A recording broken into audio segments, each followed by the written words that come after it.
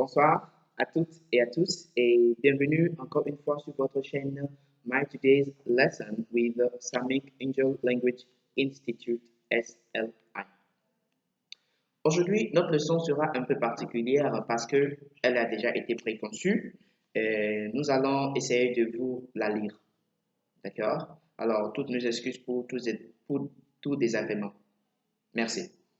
Aujourd'hui, notre leçon porte sur l'utilisation de deux prépositions françaises en anglais. Il s'agit des prépositions pour, P-O-U-R, et à, avec accent. D'accord? Alors, nous allons voir quand est-ce qu'on les utilise et qu'est-ce qu'elles deviennent en anglais dans des cas précis. Commençons avec pour. Lorsque pour est utilisé devant un nom ou un pronom, alors ça se traduit en anglais par for, d'accord? For, F-O-R. Exemple, cette robe est pour ma tante. Cette robe est pour ma tante, d'accord? Nous tenons à vous faire remarquer que robe se dit en anglais dress, dress, D-R-E-2-S. Dress.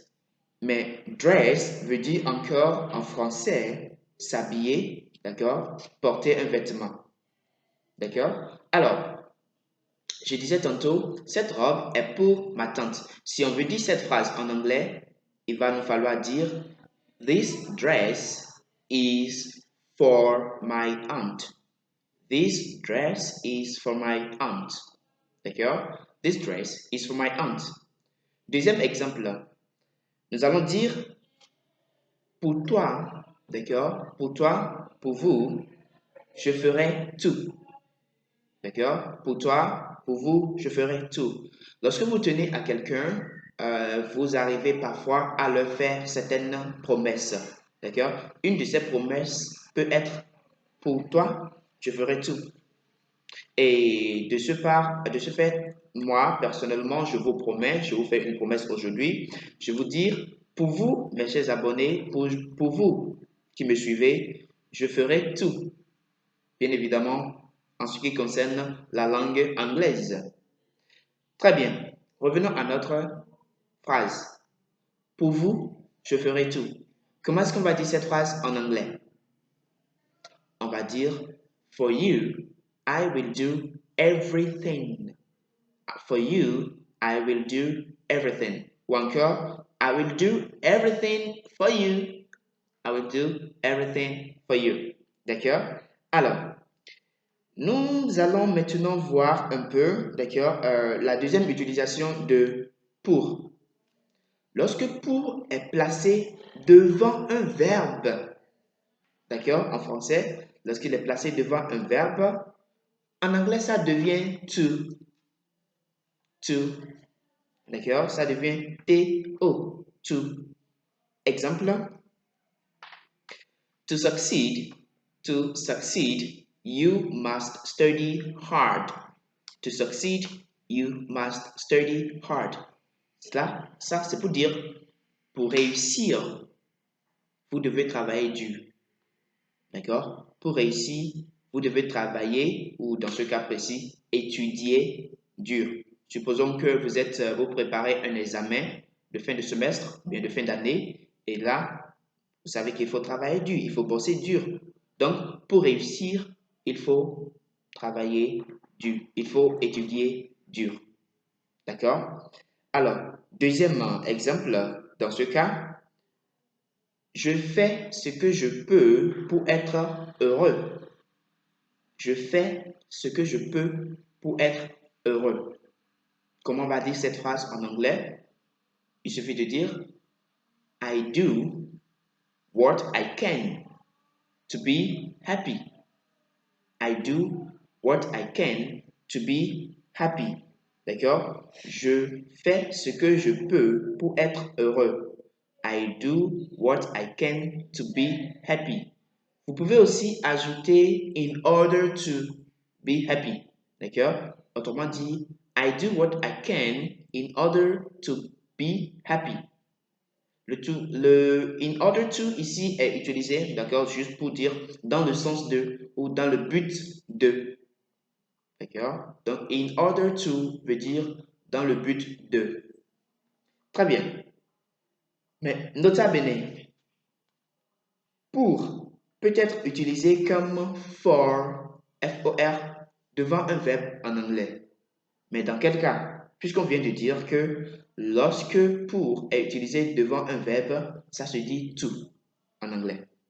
Mais dans quel cas alors il peut être devant un verbe, d'accord, et encore vouloir dire for?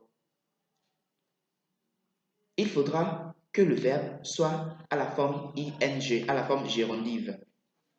Lorsque vous tenez à utiliser for devant un verbe en anglais, alors ce verbe doit impérativement se mettre à la forme ing. Exemple,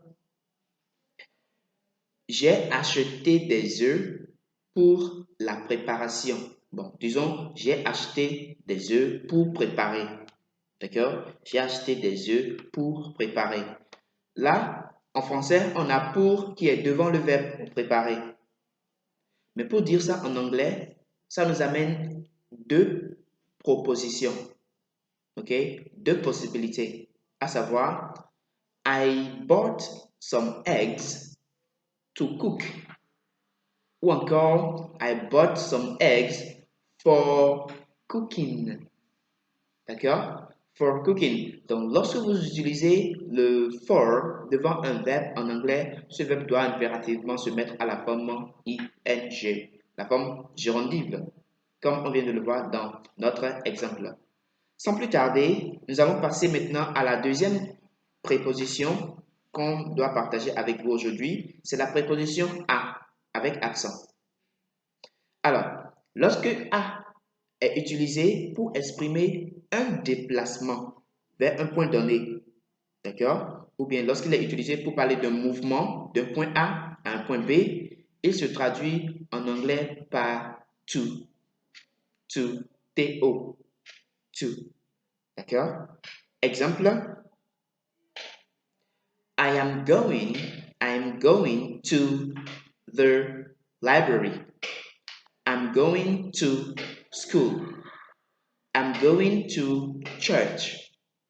I'm going to work. D'accord? Dans toutes ces phrases, vous allez remarquer qu'il s'agit d'un déplacement. Je quitte un endroit pour aller à l'église, pour aller à la bibliothèque, pour aller au boulot, ou encore pour aller à l'église, au boulot, à la bibliothèque, et puis à l'école. D'accord? Alors, reprenons cette partie en disant les phrases en français. Je vais à l'église. Ça va se dire I'm going to church. D'accord? I'm going to church. Je vais à la bibliothèque. I'm going to the library. I'm going to the library. Et attention, bibliothèque veut dire library en anglais. D'accord? Ce n'est pas... en fait, je voulais dire qu'il y a de ces mots qu'on appelle des faux amis, d'accord, qui se ressemblent tellement, mais qui en réalité ne veulent pas dire la même chose. Vous savez sûrement qu'il y a le mot librairie en français.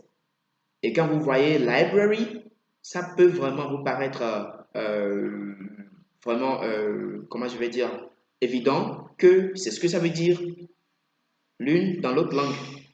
D'accord? Mais attention, library veut dire bibliothèque en français et librairie veut dire bookshop ou encore bookstore en anglais. Nous allons revenir dans l'une de nos leçons prochaines, d'accord, pour vous donner un peu de ces mots qu'on appelle les faux amis. D'accord? Alors, revenons à notre phrase. Nous allons dire je vais à l'église, je vais à la bibliothèque, je vais au boulot ou encore je vais à l'école. Pour dire toutes ces phrases, on va dire I'm going to church. Pour dire I'm going to church, d'accord, l'église. I'm going to the library, la bibliothèque. I'm going to school. l'école et I'm going to work au boulot. Est-ce que vous comprenez? Très bien. Alors, un autre exemple pour ça, nous allons dire, bon, nous allons nous arrêter là pour l'exemple de ça parce qu'on a donné 4 exemples en un déjà. Mais une fois que vous êtes arrivé à destination, une fois que vous êtes déjà à destination, d'accord, la préposition utilisée en français est toujours at, est toujours à. Mais ça change en anglais parce que vous y êtes déjà. Là, vous êtes maintenant en train de parler d'un point précis, d'accord? D'une situation géographique précise. Et de là, ça doit changer parce que vous y êtes déjà. Dans ce cas, on va reprendre un peu les 4 phrases précédentes qu'on a faites. On va les reprendre, mais en supposant qu'on y est déjà, on est déjà à chacun de ces endroits. D'accord? Alors, reprenons. On avait dit qu'on allait à l'église. Maintenant, on y est déjà. Donc, on va dire je suis à l'église. En français, c'est toujours à, avec accent pour les deux. Mais en anglais, la différence se remarque.